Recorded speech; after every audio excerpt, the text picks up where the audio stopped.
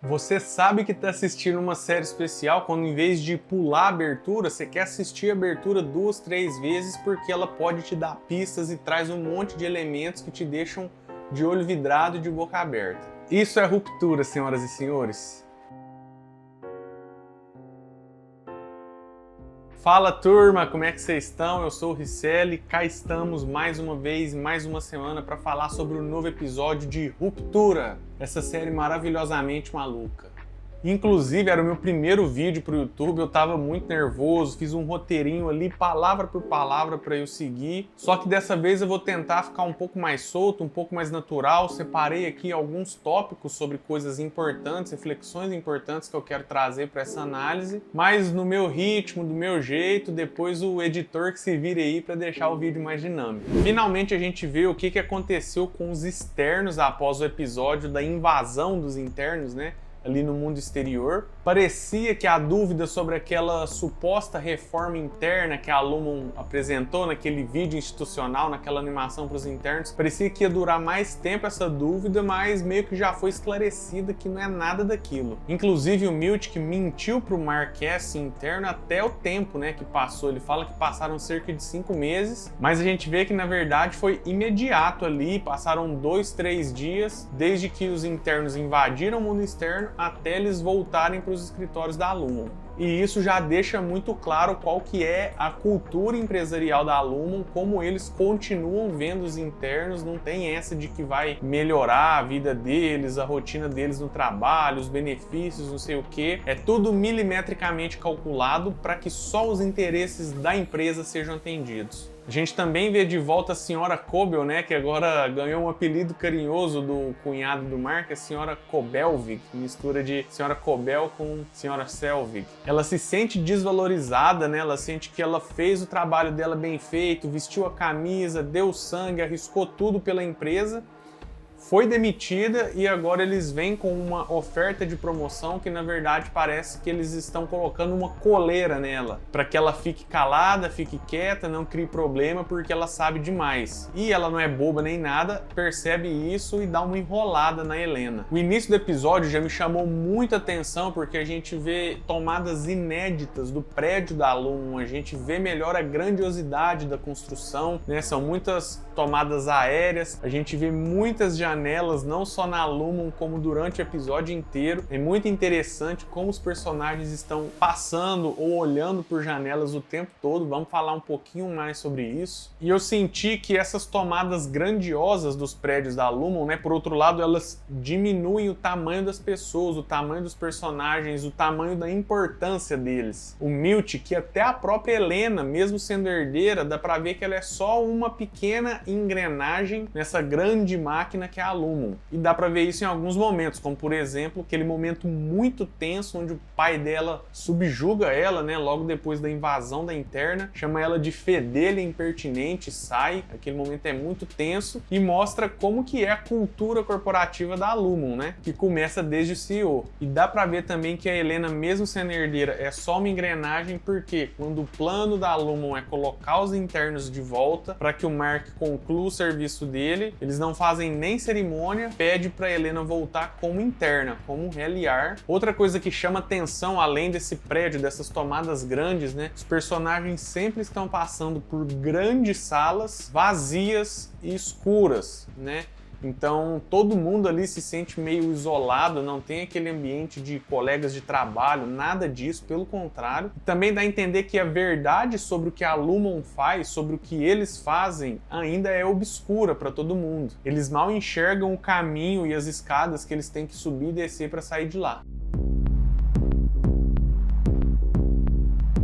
Bom, como já era de se esperar, né, esse episódio que mostra exatamente o momento pós-invasão dos internos do mundo externo é um episódio basicamente de contenção de danos. E é claro que a Lumon tem um nome especial para isso, um nome corporativo, que é a contingência extraordinária. E aí é um momento onde a gente vê mais um paralelo com o mundo real, né? Quando alguma empresa tem algum problema de reputação muito grande, eles saem fazendo uma caça às bruxas. Então tem matéria paga na mídia, tentam apagar os vídeos caseiros de quem estava no evento e gravou. Tem alguma figura importante da empresa com cara lavada gravando um vídeo falando errei, fui moleque, coisas do tipo, coisa que a Helena faz. E dá pra ver que é 100% media training, ela tá lendo algum script ali, não quer dizer que ela realmente pensa isso. Mas chama muita atenção como a Helena começa a assistir os vídeos dos corredores da Lumon sobre o relacionamento da Halle, da interna dela, com o Mark, e ela começa a repetir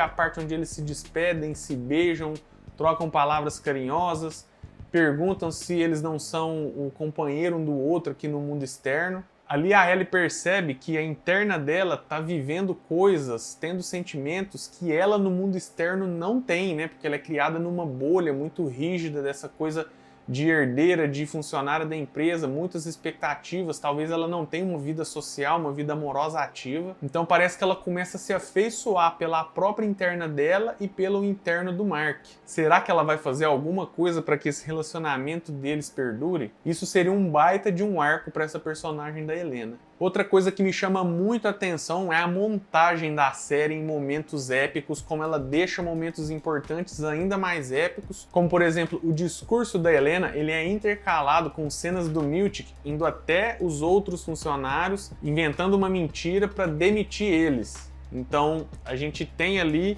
entre o monólogo, entre o discurso dela, esses pequenos cortes de várias coisas acontecendo ao mesmo tempo, que deixa muito dinâmico e deixa mais épica ainda esses momentos importantes da série. É uma edição muito boa. Falando nisso, quando o Miltic demite o Irving e o Dylan, a gente vê que eles se preocupam genuinamente com os internos deles. Então eles não estão bravos com os internos porque eles supostamente fizeram algum rolo lá e foram demitidos. Não. Na verdade, eles achavam que o mundo dos internos era perfeito, era tranquilo, e se eles se envolveram em confusão, em briga, eles ficam preocupados do que está acontecendo lá. Essa foi a impressão que eu tive. Então, provavelmente, os externos vão começar a se encontrarem, a se movimentarem também ativamente para descobrir o que acontece lá dentro. Fora a Helena, né, que como a gente já comentou aqui, parece que ela está começando a se afeiçoar pela sua interna e pelas coisas que ela está vivendo dentro da Lumon. Dois detalhes muito interessantes que eu vi de como o mundo externo funciona. O primeiro deles é que os rupturados, né, os funcionários da Lumon que sofreram ruptura, eles são amplamente discriminados pelo mercado do trabalho. A gente vê numa cena que começa legal e depois fica muito comovente, do Dylan fazendo uma entrevista de emprego, ele está arrebentando na entrevista e de repente quando ele fala que sofreu ruptura, o entrevistador imediatamente muda a postura, repele ele e deixa claro, né, o quanto ele acha repugnante esse procedimento. E outra coisa interessante que aí tem que ser muito fã para ter entendido é um easter egg. Nessa entrevista que o Dylan vai, ele tá numa empresa, numa fábrica de portas que se chama Great Doors, e o criador da série, o Dan Erickson, ele teve a ideia de fazer uma série nesse sentido quando ele trabalhava justamente numa fábrica de portas. Ele dizia que não gostava muito do trabalho, que ele só queria desligar o cérebro e ligar de novo quando fosse 5 horas da tarde para ele ir para casa. Eu só sei disso porque ele falou lá na entrevista dele na CCXP, né? Então provavelmente quem não viu alguma entrevista dele não sabe desse detalhe. Mas voltando para as reações dos externos, né? Temos o Mark Scout, que é o protagonista, e pairava uma grande dúvida no ar de quando ele fala "she's alive", ela está viva, que é a última coisa que o interno dele fala, se a irmã e o cunhado entenderiam que ele estava falando da Gemma, da esposa, ou se eles iam achar que ele estava falando da bebê. E aí fica essa dúvida no ar, ela se arrasta pelo episódio, o Mark inclusive fica muito bravo, muito chateado com a irmã, porque ele fala, né, que pô, eu identifiquei o corpo da Gemma. Como é que meu interno ia falar que ela tá viva? Isso não faz sentido, para de alimentar uma coisa que eu tô lutando para esquecer, para superar, para lidar. E aí a gente vê também como o Mark Scout, o personagem externo, é bem bem construído. A gente vê ele pouco na primeira temporada, né? Ele é um personagem comedido, que fala pouco, mas deu pra sentir toda a raiva, todo o ressentimento que ele tem e como dói ainda pra ele tocar nesse assunto. Adam Scott, grande atuação, realmente parecem que são duas pessoas diferentes, esses dois Marks. Falando em Mark, eu acho muito interessante como esse episódio faz muito uso de dois elementos, janelas e sombras.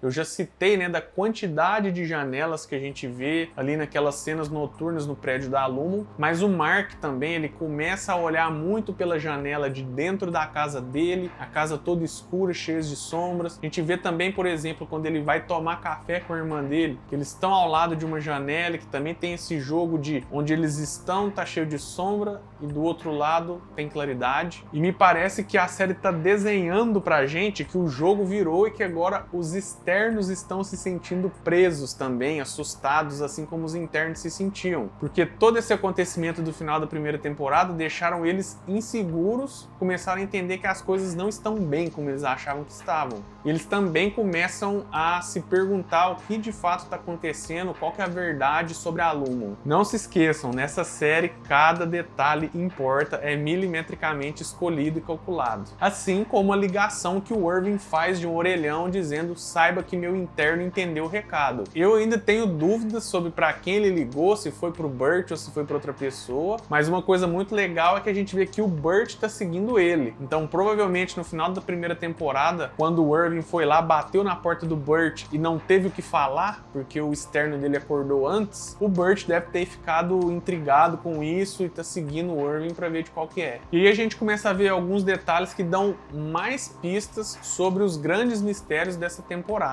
E a gente começa a ver também mais detalhes que dão pistas do grande mistério por trás do trabalho do refinamento de macrodados. O projeto Cold Harbor, que é aquele que o Mark está trabalhando, refinando os macrodados, dá para ver que ele é estrategicamente importante para a Lumon, a ponto deles pedirem 3 dias depois para recontratar Irving, Dylan e até para Helena voltar como interna com a Halle, simplesmente porque o Mark pediu e porque eles não queriam que o Mark parassem de trabalhar no Cold Harbor. Ou seja, aqui fica claro que só o Mark pode terminar esse projeto por algum motivo e provavelmente é porque ele está diretamente ligado a Gemma e ninguém conhece tão bem a Gemma como o Mark, marido dela. Para mim isso reforça uma das linhas de teoria que as pessoas estão criando sobre ruptura, de que eles conseguiram, aí são dois caminhos diferentes, ou eles ressuscitaram ou eles clonaram a Gemma, só que ela provavelmente não veio com o temperamento, com o jeitinho que a Gemma tinha. E como eles fazem isso?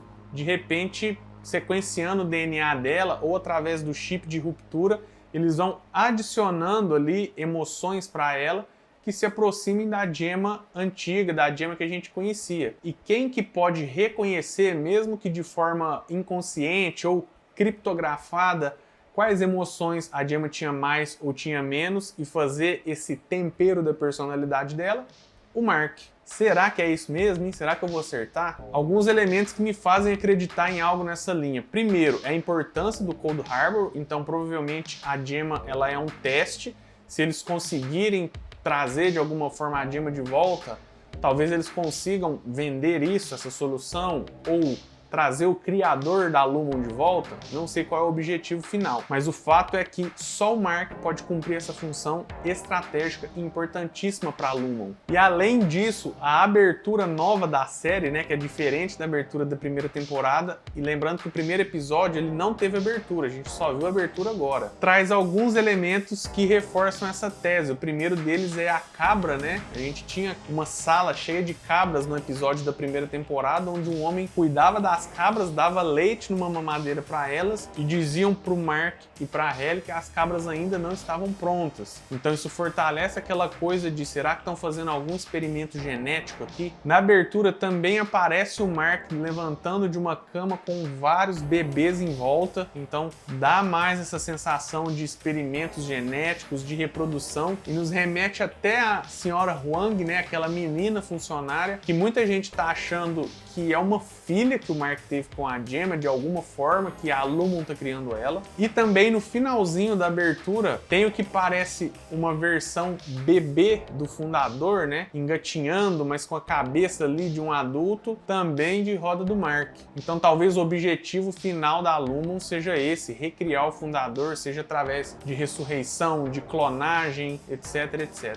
Enfim, são muitas teorias, me conta aqui nos comentários qual é a sua, o que você acha que está acontecendo. E lembrando que a cena final acalma um pouco o nosso coração, né? Porque a gente estava naquela dúvida se o Mark Scout, o externo, se ele ia acreditar que a Gemma pode estar viva, se ele ia tentar pesquisar e ir atrás de alguma coisa, ou se ele ia se resignar e jogar isso para debaixo do tapete. E aí na última cena do episódio, ele encontra a senhora Kobelvig indo embora, né? Parece que ela tá fugindo da Lumon. E ele pergunta se ela sabe alguma coisa da Gemma, dela tá viva. E a senhora Kobelvig, ela titubeia. Ela fica alguns segundos em silêncio, ela não fala nada, ela só vai embora. E isso é o suficiente para colocar uma pulga atrás da orelha do nosso externo. Tudo indica que agora eles vão também, do lado de fora, investigar o que está acontecendo na Lumon e com a Gemma. E isso é muito legal. Estou ansioso para acompanhar os próximos episódios. E agora eu quero saber o que você achou desse episódio. Por favor, se você está assistindo Ruptura, se seus amigos estão assistindo, compartilhe esse vídeo com eles, é muito importante da gente vir conversar, trocar ideia. Se inscreve no canal se você ainda não se inscreveu, eu ia falar me segue aqui, porque eu estou acostumado com a linguagem de Instagram, de TikTok. Mas enfim, quero muito saber o que vocês acharam desse episódio, eu adorei. Para mim, Ruptura chegou num ponto onde todos os episódios são 5 estrelas, porque eu fiquei completamente obcecado. Eu assisto 2 vezes cada episódio, geralmente eu assisto primeiro sozinho, depois com minha esposa. Enfim, quero muito saber o que vocês estão achando, qual é a teoria de vocês, ou se vocês não gostam de criar teorias, vocês querem só assistir, serem surpreendidos. Aguardo vocês aqui nos comentários no próximo vídeo. Um beijo e um queijo.